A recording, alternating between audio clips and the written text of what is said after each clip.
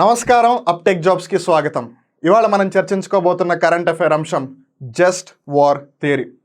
Just అంటే కేవలం కదా, సో కేవలం యుద్ధ సిద్ధాంతం అని అనుకుంటున్నారా?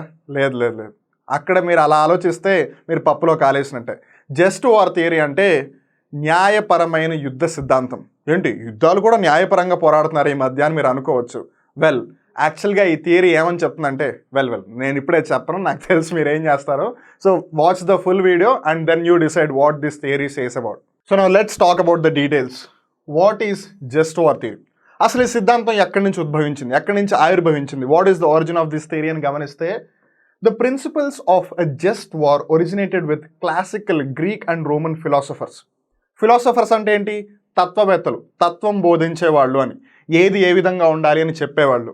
Greek and Roman. గ్రీక్ అంటే ఏంటి? గ్రీస్ దేశానికి సంబంధించిన వాళ్ళు అని. రోమన్ అంటే ఎవరు? రోమ్ దేశానికి సంబంధించిన వాళ్ళు అని. కానీ ఇప్పుడు రోమ్ అనే దేశం లేదే, మరి అప్పుడు ఏ దేశం అని చెప్పాలి మనం? ఇటలీ దేశం. సో ఒకప్పుడు రోమన్ ఉండేది, అందుకని వాళ్ళందరినీ రోమన్స్ అని పిలిచేవాళ్ళు. బట్ ఇప్పుడు ఆ రోమ్ ఇటలీ దేశం యొక్క క్యాపిటల్. గ్రీస్ అనేది యూనివర్స్ కంట్రీ ఉంది, గ్రీస్ కంట్రీ యొక్క క్యాపిటల్ ఏమో అథెన్స్, అలానే ఇటలీ యొక్క క్యాపిటల్ ఏమో రోమ్. ఈ గ్రీక్ అండ్ రోమన్ ఫిలాసఫర్స్ ఎవరు అని గమనిస్తే Plato and Cicero, and were added to by Christian theologians like Augustine and Thomas Aquinas. Theologians అంటే ఏంటి? ఈ క్రిస్టియన్ మతానికి సంబంధించి సిద్ధాంతాలను ప్రపోజ్ చేసిన వాళ్ళు. వాళ్ళెవరు అంటే ఆగస్టిన్ అండ్ థామస్ ఆక్వినాస్. వెల్, ఇక్కడ చిత్రపటాల్లో మీరు ప్లాటోని అలానే సిసెరోని గమనించవచ్చు. ప్లాటోకి సంబంధించి ఒక ఇంట్రెస్టింగ్ ఫ్యాక్టర్ ఏంటంటే he was the student of Socrates. మనందరికీ సోక్రటీస్ తెలుసు కదా. సోక్రటీస్ యొక్క స్టూడెంట్ ప్లాటో. ప్లాటో అరిస్టాటిల్కి టీచర్, అరిస్టాటిల్ అలెగ్జాండర్కి టీచర్. సో జస్ట్ వార్ థియరీని ఎవరు ప్రపోజ్ చేశారు అంటే ఒక ఐడియా అయితే వచ్చింది, కానీ ఇంతకీ ఈ సిద్ధాంతం ఏం చెప్తుంది? The just war theory is largely a Christian philosophy that attempts to reconcile three things. So Christian మతానికి సంబంధించిన ఒక సిద్ధాంతం, బట్ ఇన్ జనరల్ గమనించాలంటే it talks about war. So war అనేది ఎప్పుడు మతానికి సంబంధించి అయి ఉండదు. ఉదాహరణకి ఇప్పుడు రష్యా ఉక్రెయిన్ కొట్టుకుంటున్నాయి, నీదొక మతం నాదొక మతం కొట్టుకుంటున్నాయా? లేదు, they have some geo political issues, వాళ్ళు అందుకని కొట్టుకుంటున్నారు. అలానే ఇంటర్నేషనల్ రిలేషన్స్కి సంబంధించి I want to be the bigger, I want to be the mightier one అనుకుంటారు. So they fight it.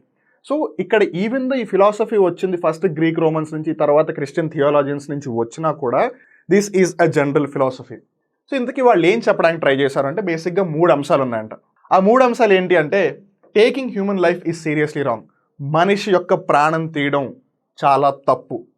States have a duty to defend their citizens and defend justice. ఇక్కడ states అంటే అరుణాచల్ ప్రదేశ్, మధ్యప్రదేశ్, ఆంధ్రప్రదేశ్, ఉత్తరప్రదేశ్, హిమాచల్ ప్రదేశ్ అనుకున్నారు. ఈ స్టేట్ల గురించి మాట్లాడలేదు మనం. స్టేట్స్ అంటే ఒక దేశం లేదా ఒక రాజ్యం అనే అర్థం.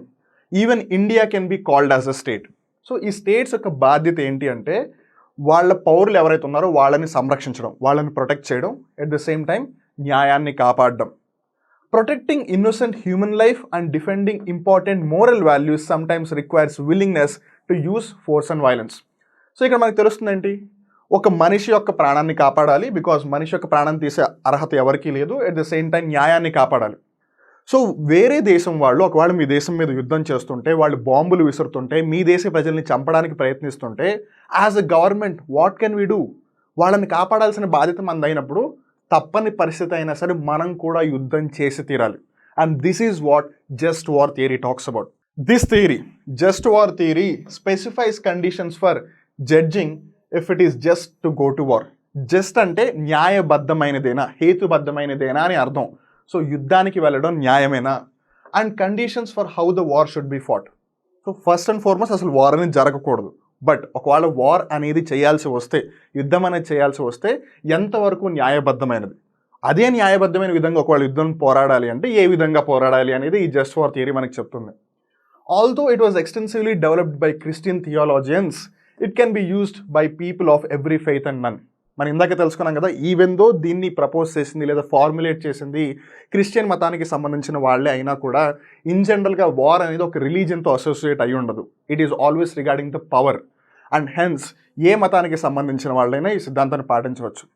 వెల్, ఇక్కడ మనం గమనిస్తే there is an ancient saying, అంటే సామెతలు సూక్తులు చెప్తుంటారు కదా, అలా ఒక ఏన్షియంట్ సేయింగ్ గమనిస్తే some times it's good to go to war just to know you can. అంటే కొన్నిసార్లు యుద్ధం చేయడం కూడా మంచిది. ఎందుకు అంటే నువ్వు యుద్ధం చేయగలవు కాబట్టి. కానీ ఇక్కడ అసలైన కథ మొదలవుతుంది. ఏంటంటే according to the just war theory, war perhaps at times is morally right. యుద్ధం చేయడం కొన్నిసార్లు మోరల్గా రైట్ అని చెప్తుంది. ఉదాహరణకి మీరు జనతా గ్యారేజ్లోని ఒక పాటని జాగ్రత్తగా గమనించినట్టయితే, ధర్మం గెలవని చోట తప్పదు కత్తుల వేట అని ఒక లైన్ ఉంటుంది. దాని అర్థం ఏంటిది? నువ్వు జస్టిస్ని కాపాడలేనప్పుడు, నీ పౌరులను నువ్వు కాపాడలేనప్పుడు, నువ్వు న్యాయాన్ని ఇవ్వలేనప్పుడు, నువ్వు ధర్మాన్ని నిలబెట్టలేనప్పుడు నువ్వు యుద్ధం చేసి తీరాలి. వేరే దేశం నీ దేశం మీద పోరాడుతూ నీ దేశ పౌరులను చంపేస్తూ ఉంటే, నేను యుద్ధం చేయను అని కూర్చుంటే నీ దేశమే ఉండదు. అందుకని అలాంటి పరిస్థితుల్లో నువ్వు ఫైట్ చేయాలి. And it is absolutely fine to do that. No war, however, is praiseworthy for being strategic, prudent or bold. ఏ యుద్ధమైనా అది ఎంత గొప్పగా పోరాడినా, ఎటువంటి నెవర్ బిఫోర్ స్ట్రాటజీస్ని వాడినా కూడా దాన్ని ఎవరు మెచ్చుకోరు. బికాజ్ అల్టిమేట్గా వార్ అయిపోయిన తర్వాత ఎవరు గెలిచారు ఎవరు ఓడారని మట్టుకే చరిత్రలో గుర్తుపెట్టుకుంటారు, కానీ ప్రాణాలు పోగొట్టుకున్న వాళ్ళు, వాళ్ళకి సంబంధించిన కుటుంబీకుల్ని ఎవరు గుర్తుపెట్టుకోరు. Occasionally, war represents an ethically appropriate use of mass political violence. ఉదాహరణకు ఒకవేళ మనం వరల్డ్ వార్ 2 తీసుకున్నాం అనుకోండి. వరల్డ్ వార్ 2 ఎప్పుడు జరిగింది? 1939 to 1945, 1939వ సంవత్సరం నుంచి 1945వ సంవత్సరం వరకు జరిగింది. On the allied side is often cited as the definitive example of a just and good war. So మనకి జస్ట్ వార్ థియరీ ఏం చెప్తుంది? కొన్నిసార్లు యుద్ధం చేయడం కూడా కరెక్టే, ధర్మం గెలవని చోట తప్పదు కత్తుల వేట. కానీ ఇంతకీ ఎలీట్ సైడ్ ఎవరు? వరల్డ్ వార్ 2 జరిగినప్పుడు 2 సైడ్స్ ఉన్నాయి. ఆబ్వియస్లీ ఎప్పుడైనా యుద్ధం జరగాలంటే ఇరువైపులా ఉండాలి కదా, లేదా ఒక్కడే యుద్ధం ఏం చేస్తాడు చెప్పండి? సో ఆ ఇరువైపులా ఏంటి అని గమనిస్తే, ఒకటి ఎలీట్ పవర్స్, ఇంకోటి యాక్సియల్ పవర్స్. ముందు అసలు యాక్సియల్ పవర్స్లో ఎవరున్నారు గమనిద్దాం. Germany, Italy, Japan. ఎలీట్ పవర్స్లో ఎవరున్నారు?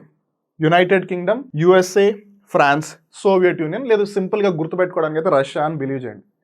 సో ఇక్కడ జాగ్రత్తగా గమనిస్తే, ఫస్ట్ యాక్చువల్లీ యుఎస్ఏ అనేది వరల్డ్ వార్ 2లో పార్టిసిపేట్ చేయలేదు. కానీ ఎప్పుడైతే జపాన్ వెళ్ళి యుఎస్ఏకి సంబంధించిన పర్ల్ హార్బర్ని అటాక్ చేసిందో, one of the best naval bases of USA, అప్పుడు అమెరికా రంగంలోకి దిగింది.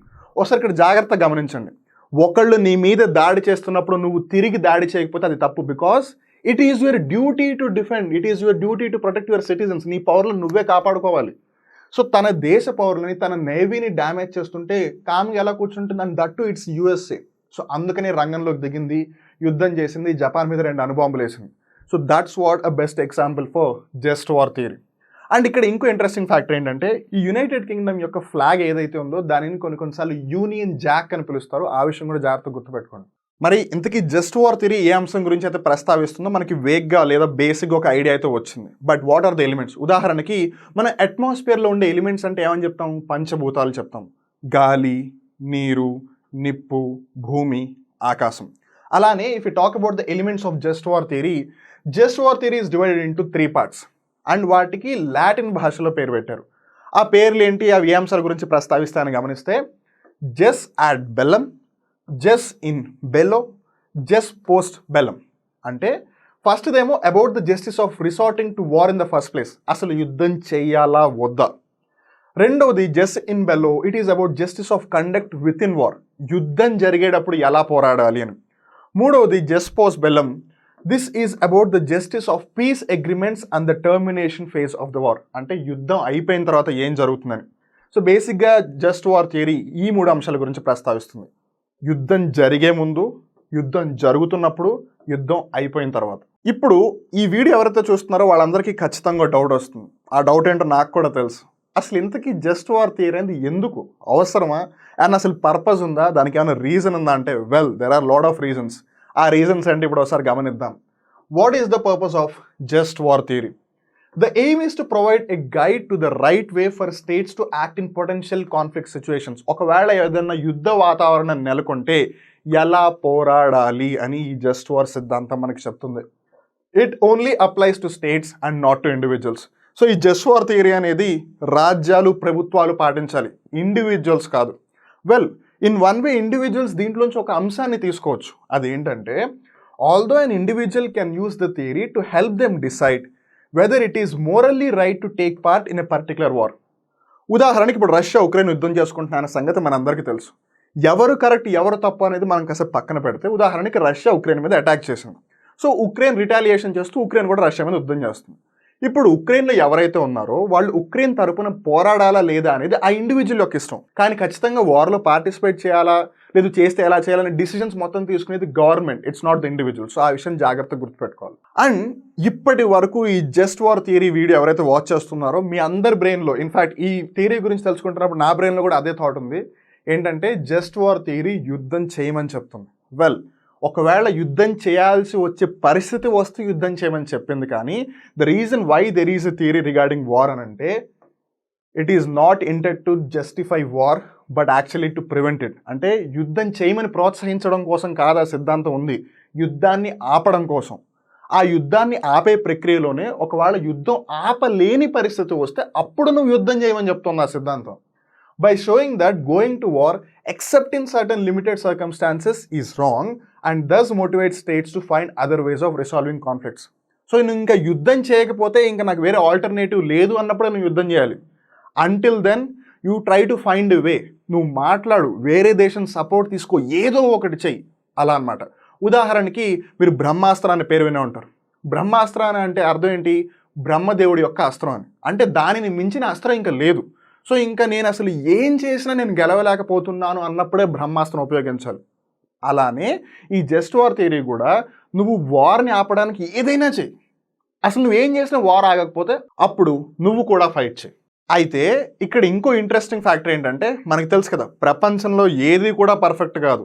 ఒక కాయిన్కి హెడ్స్ టైల్స్ రెండూ ఉన్నట్టే హీరోస్కి కూడా కొన్నిసార్లు ప్రాబ్లమ్స్ ఉన్నట్టే, విలన్స్కి కూడా కొన్నిసార్లు వీక్ పాయింట్స్ ఉన్నట్టే ఈ జస్ట్ వార్ థియరీకి కూడా కొన్ని డ్రాబ్యాక్స్ ఉన్నాయి, లేదా డ్రాబ్యాక్స్ కన్నా ఆర్గ్యుమెంట్స్ అని చెప్పొచ్చు అసలు ఎందుకు ఈ సిద్ధాంతం అని. అవి ఏంటిని ఒకసారి గమనిస్తే, what are the arguments against the just war theory? ఫస్ట్ది, no place in ethical theory. Ethical theory ప్రకారం చూస్తే మోరల్ వాల్యూస్ని పాటిస్తారు, కానీ వార్లో అసలు మొరాలిటీ అనేది లేదు. ఎందుకంటే యుద్ధం జరిగేటప్పుడు అక్కడ వైలెన్స్ ఉంటుంది, వైలెన్స్ ఉంది అంటే అక్కడ మొరాలిటీ లేదు, అంటే మానవత్వం అనేది లేదు. ఒకళ్ళనొకళ్ళు చంపుకోవడానికి ట్రై చేస్తున్నారు, ఒకళ్ళనొకళ్ళు చంపుకోవాలని ట్రై చేసినప్పుడు ఒకళ్ళని కాపాడాలని సిద్ధాంతం ఎక్కడి నుంచి వస్తుంది? అందుకని it is said as an against factor. అలానే disrupts normal rules of society. ఇప్పుడు ఒక సొసైటీ నడవడానికి కొన్ని రూల్స్ అండ్ రెగ్యులేషన్స్ ఉంటాయి, ఆ ప్రభుత్వం ఆ రూల్స్ అండ్ రెగ్యులేషన్స్ని పెడుతుంది. ఇప్పుడు యుద్ధం చేయాల్సి వస్తే ఆ రూల్స్ అన్ని మారిపోతాయిగా. ఇప్పుడు మెయిన్ రీజన్ ఏంటిది? It's all about survival. నువ్వు ఏదో ఒక విధంగా బతకాలి. సో ఇన్ విచ్ ఎవర్ వే అది సొసైటీకి ఉన్న రూల్స్ మొత్తాన్ని నాశనం చేసేస్తుందా? మళ్ళీ ఇక్కడ ఎథికాలిటీ ఎక్కడ ఉంది? అలానే unrealistic theory, this is the most complicated one. ఎందుకనంటే ఒక వార్ జరిగేటప్పుడు బేసిక్గా 2 థింగ్స్ ఉంటాయి. ఒకటి, ఎవడైతే బాగా బలవంతుడో వాడు ఏమీ ఆలోచించకుండా యుద్ధం చేస్తాడు, బికాజ్ వాడికి తెలుసు వాడు బలవంతుడు, వాడు ఎట్టి పరిస్థితుల్లో ఓడిపోడు అని. అండ్ రెండవది బలహీనుడు, ఎవడైతే వీక్ కంట్రీ ఉన్నారో వాళ్ళు నాకు తప్పదు నేను యుద్ధం చేస్తారు. ఉదాహరణకి రష్యా ఉక్రెయిన్ పక్క పక్కన పెట్టి చూస్తే ఎవరైనా రష్యాని గెలుస్తున్నా అంటారు, రష్యా వెళ్ళి ఉక్రెయిన్తో ఫైట్ చేస్తుంది. ఇప్పుడు ఉక్రెయిన్ ఏం చేస్తుంది? కామ్గా కూర్చుంటుందా? లేదు, తప్పదు, దానికి ఫైట్ చేసి తీరాలి, అందుకని ఉక్రెయిన్ ఫైట్ చేస్తుంది. అండ్ ఇంకోటి, వార్ ఎప్పుడు కూడా ప్రిన్సిపల్స్ మీద నడవదు, రియలిజం మీద నడుస్తుంది. అంటే సినారియో వచ్చింది కాబట్టి యుద్ధం చేస్తారు, కానీ కావాలని ఎవరు యుద్ధంలోకి దిగాలి అని అనుకోరు. బికాజ్ వాళ్ళకి తెలుసు వార్ జరిగినప్పుడు వార్ని ఎవరైతే ఇనిషియేట్ చేస్తున్నారో వాళ్ళు కూడా ఓడిపోయే అవకాశం ఉంది. అండ్ ఒకవేళ వార్లో వాళ్ళు గెలిచినా వాళ్ళు కూడా తెలిసి తెలియకుండా చాలా విషయాలు పోగొట్టుకుంటారు. ఉదాహరణకి మీరు అశోక చక్రవర్తిని తీసుకోండి, యుద్ధం గెలిచాడు కానీ చాలామంది మరణించారు, అందుకే తన తర్వాత బౌద్ధ మతాన్ని పుచ్చుకున్నాడు. సో అశోకుడు లాగానే వీళ్ళకు కూడా తెలుసు వార్ చేస్తే మిగిలేది వినాశనమే, దాని మించి ఏం లేదు అని. సో అందుకని ఒకటేమో ఎవరికి ఇష్టం వచ్చినట్టు వాడు వార్ చేసుకుంటున్నారు, ఒకళ్ళేమో కావాలని చేస్తున్నారు, ఇంకోళ్ళు తప్పక చేస్తున్నారు. ఇక్కడ ఇంకేముందని వాళ్ళు ఇది చేయడానికి? అందుకని ఇది అన్రియలిస్టిక్గా ఉంటుంది, అసలు ఎవడు బిలీవ్ చేయని విధంగా ఉంటుంది. అందుకే ఈ జస్ట్ వార్ థియరీ అనేది it's just theory, rather it's not suited for war అని చాలామంది చెప్తూ ఉంటారు. సో చూసారుగా, ఏ దేశం కూడా కావాలని యుద్ధం చేయదు, పరిస్థితులు వాటిని యుద్ధం చేసేలా చేస్తాయి.